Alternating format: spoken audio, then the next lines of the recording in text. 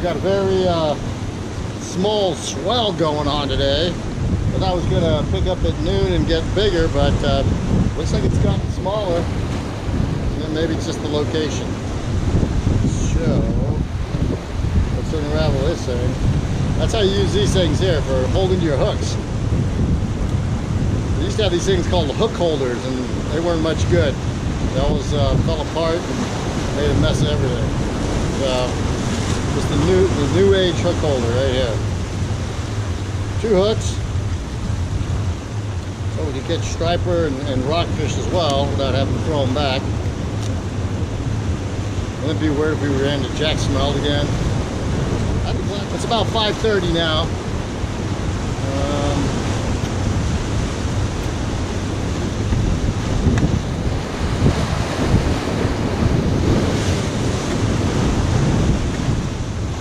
All right, let's see. Get our tide book here. Saturday the 25th. Low tide 5:38. That means it is low tide right now. It's 2.4. Okay. That's going to go back up to 5.9 by just about 20 minutes to midnight. We're definitely not going to stay that long. All right, let's kind of sloppily throwing this sardine on there. Bait fishing today. We got sardines, we got squid, and we've got some nice shrimp. So, any kind of fish will bite on the sardines. It's fall apart real easy, and if you saw my previous episode, it's kind of like a way to get the feeding going out here. They love sardines. One of them just fell off. That's how flimsy they are. I got some string. I can tie them on there a little bit better. Let's see if I get a bite on the one that's on there.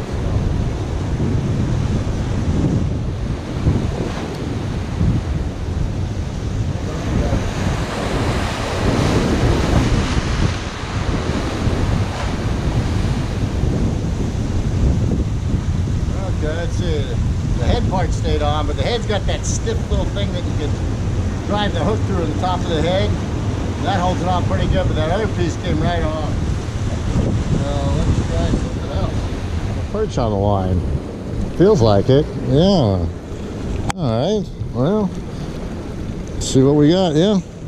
Might be like a small silver or... Oh, wait. The way it's coming across the water here, it looks like it might be a smelt. Oh, yeah. Another smelt. Here we go again. Here we go again. Oh boy. Maybe that's what the biting was going on was all about. Was these guys with their small mouths trying to hit that big piece of squid, change that around, and here's what we get. So first fish of the day. Maybe it's going to be another bucket of smelt. I guess some people would call it kind of chilly today. I don't get goosebumps too easy. As you can see, there's my arm, and no goosebumps. I kind of like the wind. Once in a while I'll get cold and I'll be one of these guys that has to turn on the heater. It's like everyone else, but for the most part, I like a cool breeze. That's why I like this spot so much.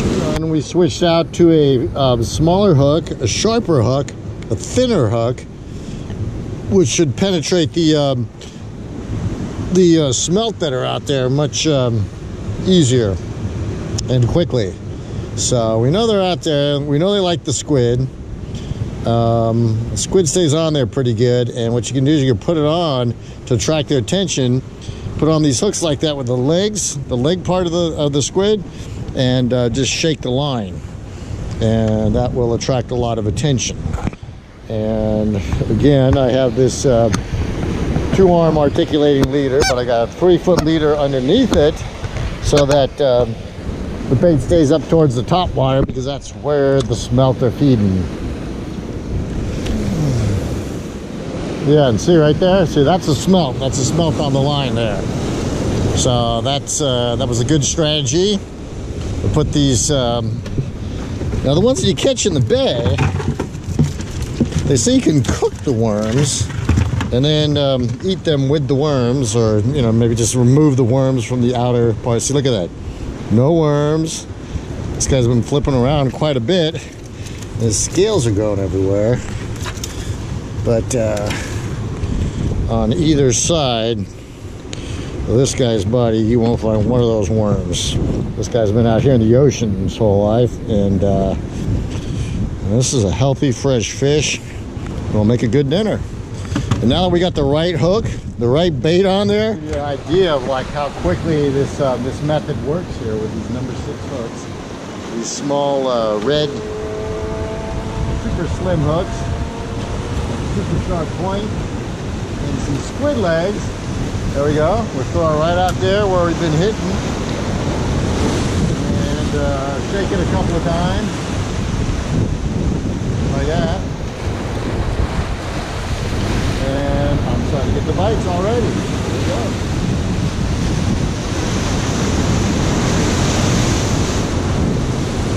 You know, those 5-foot waves like that, they don't scare those smelt one bit. Not one bit. So bite. There we go. There we go. Oh yeah. This fish kind of big and possibly too, or not being a little bit lighter. We only got one now.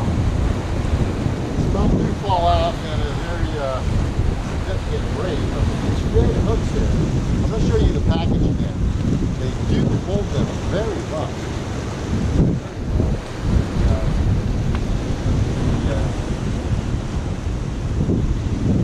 Tip on a hook. Again, look at that fish. No body worms. Huh? Nice and fresh.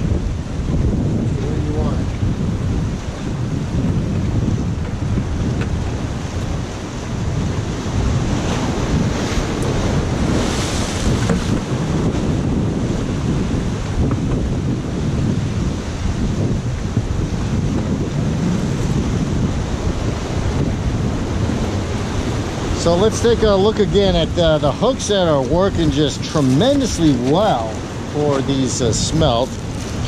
Eagle Claw, that's one of the most popular brands they got out there. It's a bait holder. It's got the little barbs back here, and it's a size number 4. Looks almost like a 6 to me, but 4s and 6s are pretty close anyways. And it's red. And that is what is working right now. So let's throw our line back in the water, catch our next fish. There we go. You see right there. See how that pole hitting right there? That's a definite smelt on there.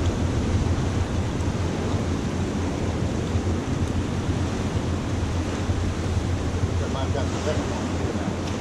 So, yeah. Well, it feels heavy enough for it. So anyways, let's just bring it in before we lose the first one.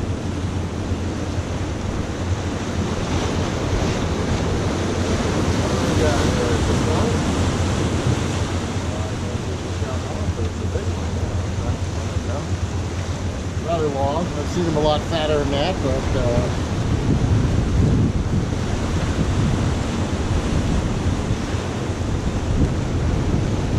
again, absolutely no worms. See, nice, fresh, ocean caught fish. You don't catch them like that in the bay.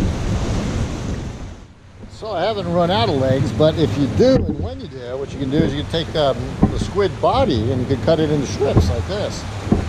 And you can put these on there and still get that same effect when you jiggle the line. The movement that you're looking for that attracts the fish.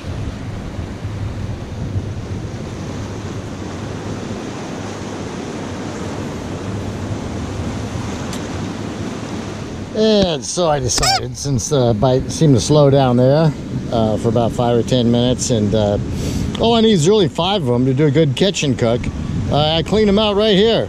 Right there, see where that little pool of water is? It was like my little cleaning pool there. Just had to dodge the waves as they came in over here. See what I mean?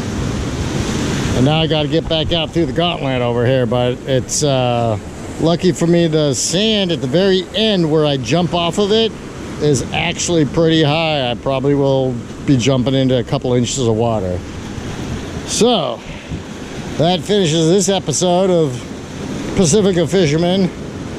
Join us again soon, hopefully, and the parts will start coming in. Doesn't really matter. Smelt are actually really good eating fish. So wait till I show you how I'm gonna do these smelt when I get home.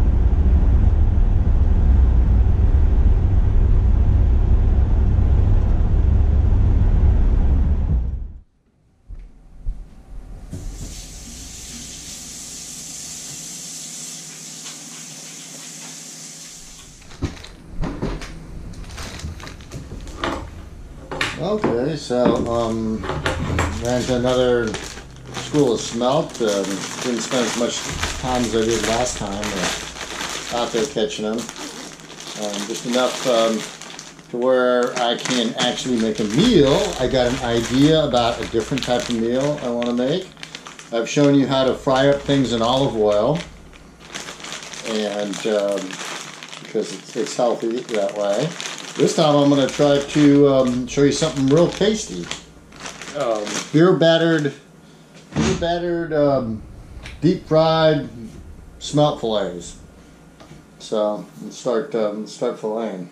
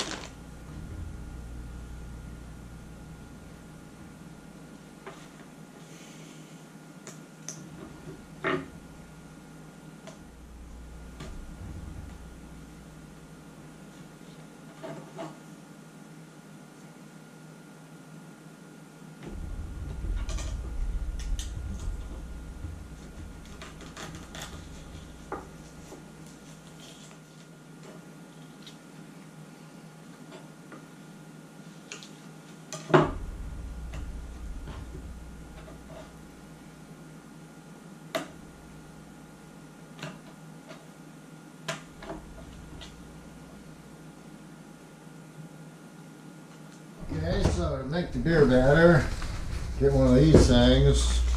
You get some flour.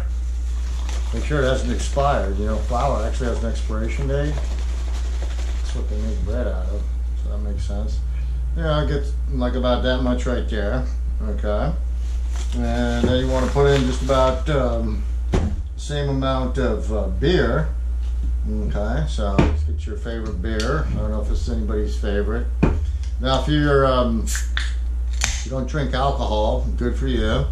The alcohol does evaporate during the cooking process, so you know, you won't be drinking any alcohol, but you will get that beer flavor from it.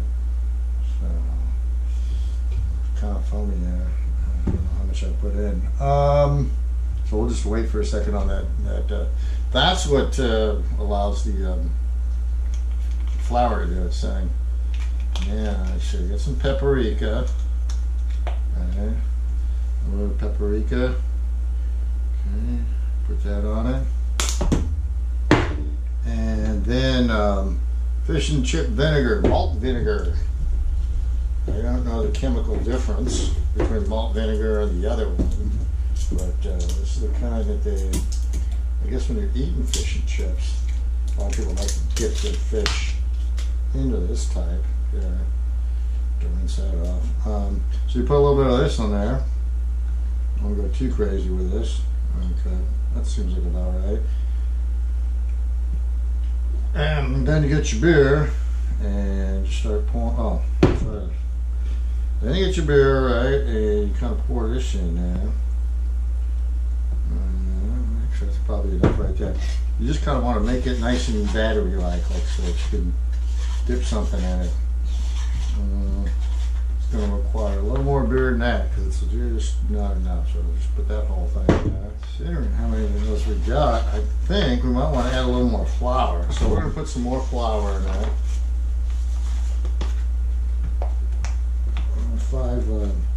5 filleted Jack Smelt is it's quite a bit of meat there. And look at that. You want to cook that all with batter, so you don't want to run out in the middle. Put more of this in there. Put a little more of the malt vinegar. Okay. And then you could also add some red pepper. So I had paprika already. Now I'll put a little of this red pepper in there.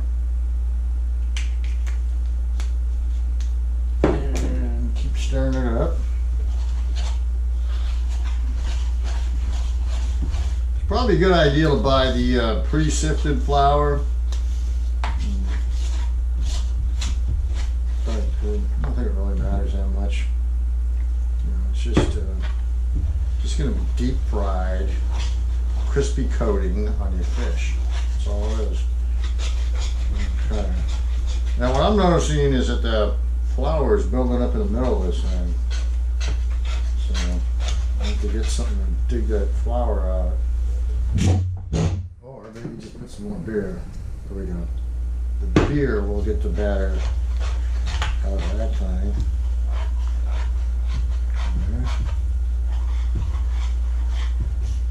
Yeah, I mean, if there's anything you can smell with this batter right here, it's the beer.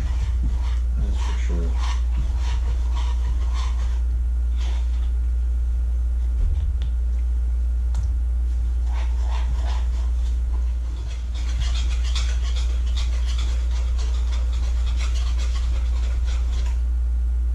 There you go, look at it. It worked its way out there.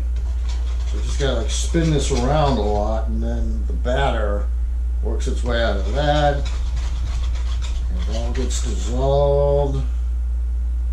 And it'll get a little bit thicker when you let it sit. I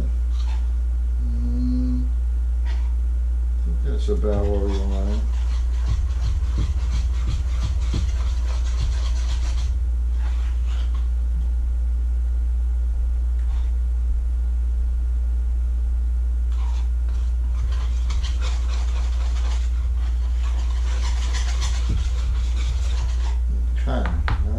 This thing 724, so cover it up for like 30 minutes, so that would make it 754. Then undergoes some kind of process, not exactly sure what, but and then I'm going to show you the what you do with the other flour. You want this flour to be dry here. There's going to be a dry flour that you dip the fish in first, and then you dip it in the batter, and then toss it in the cooking oil. So we don't want this to be wet, so you dry this off after you get all the batter off it. And I'm going to put some of this stuff in here, enough to cover all these fish. So,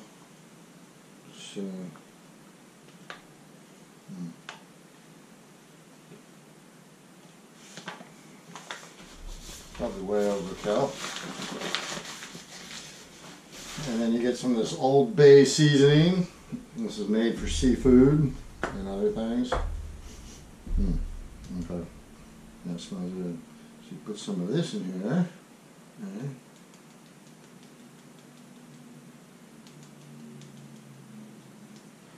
And then some black pepper.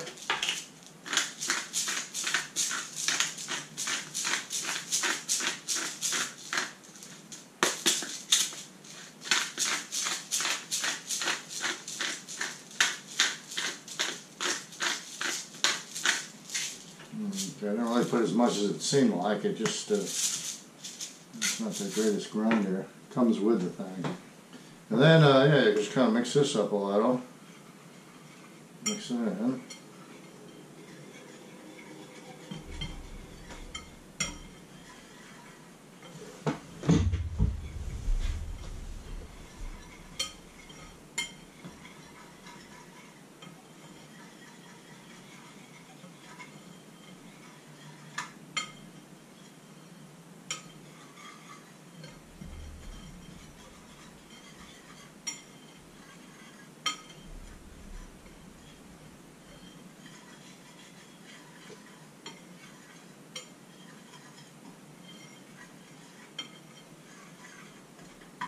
Okay, I think that's probably good enough.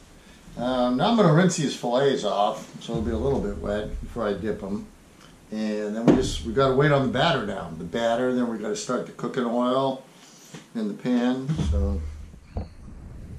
So if you're going to deep fry fish, I mean, this isn't the ideal pan for anything. If anything, I probably should get some new cookware. But you see right here, there's this big bottom part here that's solid metal, and that helps to keep it from distributing the heat unevenly. So those, you know. Anyways, this is a good enough pot for it. I probably should buy like a deep fryer or something like that. Since we're concentrating on taste and not on health, we're going to use vegetable oil instead of olive oil.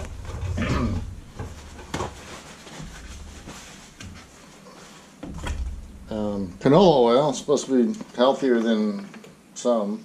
Corn oil, probably the best tasting, but maybe not as healthy as this one here. So if you're going to deep fry, you're going to use a lot of oil.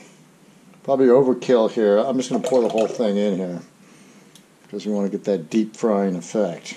Okay, so put that in there like that, and that's about 1.5 inches off the bottom there.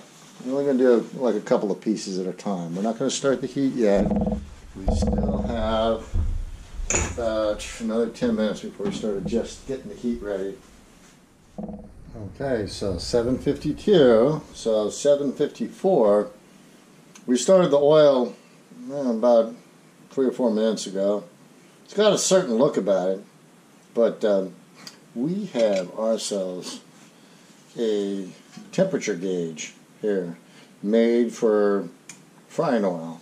So if you want to know how hot your oil is, you can pick up one of these at Target for under $10. So here's our fillets. Okay. Here is the flour mixed with the all-bay seasoning and a little bit of the red pepper. Okay, and now let's take a look at our batter. See what that looks like. Okay. So here is our batter. And you know what? That looks like perfect consistency.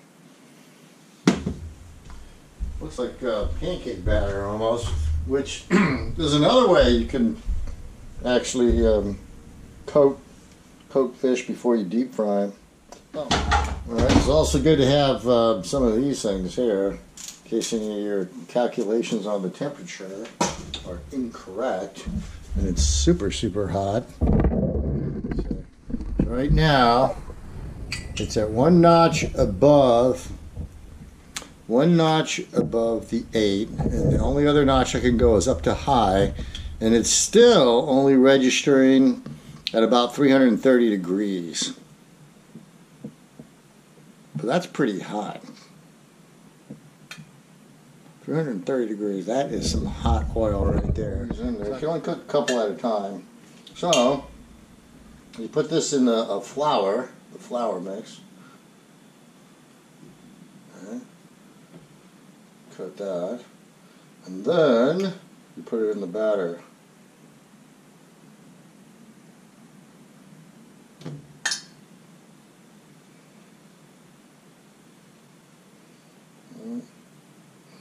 And some chefs, but they're really good and they have better equipment than me, and I don't want to take the risk of getting too close to that oil. Some of them do this with their fingers and they stick it in there, but the trick is to hold this as you put it in at first. Yeah, it looks like about right. So that it floats, wait till it starts floating, and then you let go of it like that. And that is looking pretty good. So it's 8:01. Let's remember that. I'm thinking 3 or 4 minutes. Imagine more than that. This is not really a very thick fish at all. Okay. Get this in here. This. And I guess what the flour does, it helps the batter to stick to the rest of the fish. Not really sure how it all works, but it seems to be working pretty good. Okay, and I'll put this one in there. So you hang on, all right? Yeah, I mean, the oil's not jumping or anything like that.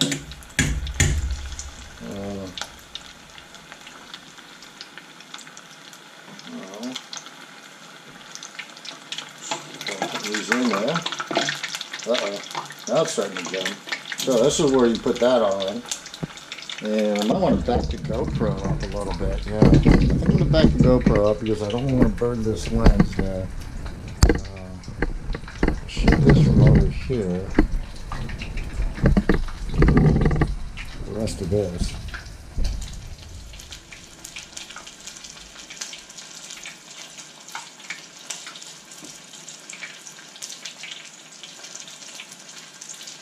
And, oh yeah, so the dealio is keep turning these until they look nice, crispy brown. See, that one already looks nice and crispy brown.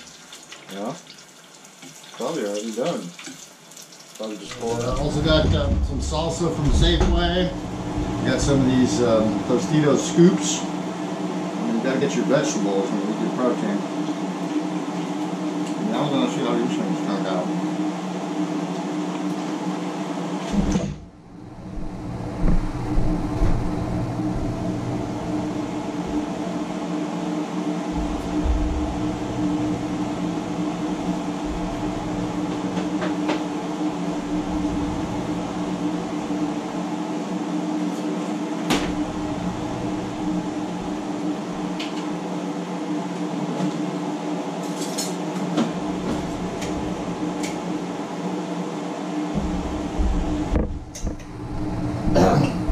Okay, tartar sauce is probably the all-American way to eat these sandwiches. Since we are going for flavor, not so much the health factor today.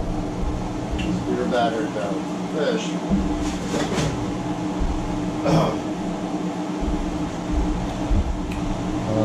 Yeah, just try these like that. So let's see what we got here.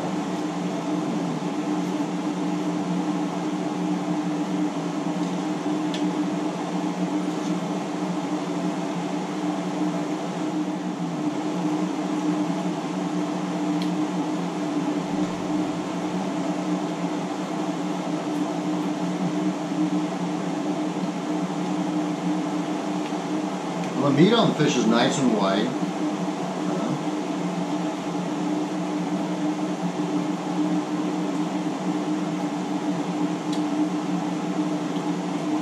The meat is thoroughly cooked.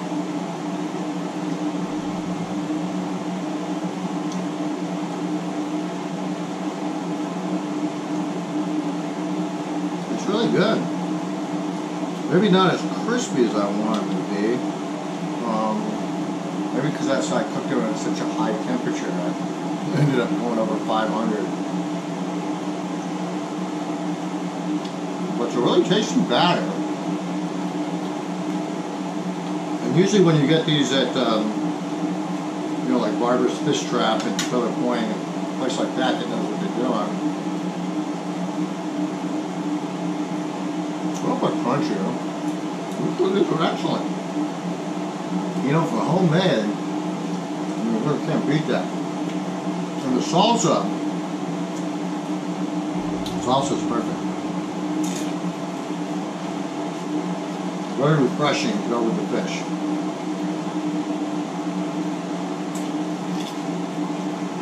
But again, this is way too much fish. I don't know what I was thinking. I could have done a kitchen cook, really, two smelt. Two smelt, but I'd rather meal for one person. 5 smelt, 6 smelt, could have fed 3 people with this right here.